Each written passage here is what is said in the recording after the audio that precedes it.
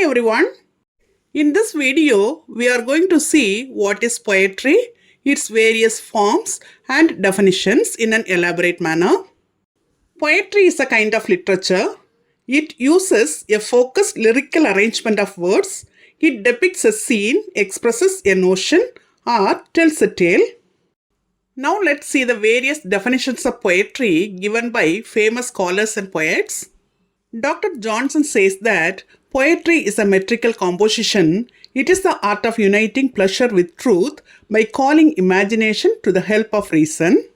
Macaulay says that poetry is the art of doing by means of words what the painter does by means of colors.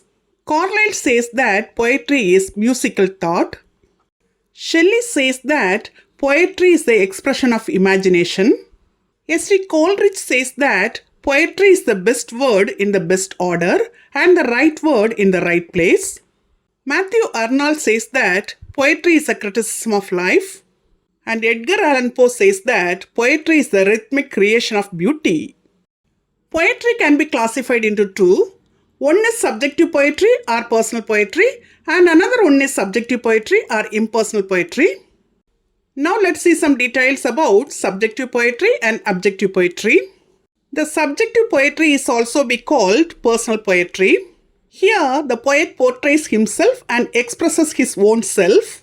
The poet views the subject from within and gives expression to his innermost feelings and emotions. In the subjective poetry, the focus is on the poet himself. The objective poetry is impersonal. It can be called the poetry of representation or creation. Here, the poet goes out of himself and finds his inspiration and his subjects in the actions and passions of the world. The poet deals with the outside world with little reference to his own personal thoughts and emotions. Now let's see the difference between subjective poetry and objective poetry. If the word I refers to the poet, it is subjective poetry.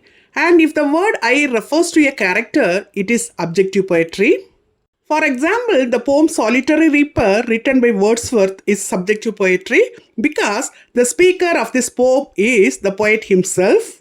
The poem My Last Duchess written by Browning is objective poetry. Here the speaker is the Duke, a character. Now let's see the origin of the poetry. The objective poetry is older than subjective poetry. The objective form of poetry was developed by primitive people. The primitive people were interested in what they saw and heard than what they thought. So their poetry dealt with deeds and events. Subjective poetry is a later product of civilization.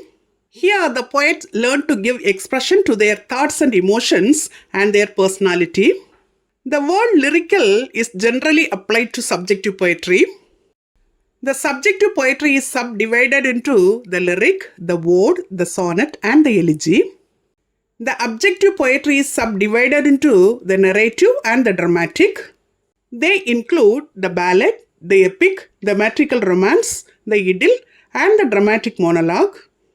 Till now, in this video, we have seen what is poetry, various definitions of poetry and different forms of poetry in an elaborate manner. Hope you'd have understood it very clearly. Thank you for listening. For more videos on English language and literature, subscribe and watch our YouTube channel English Langlit Waves.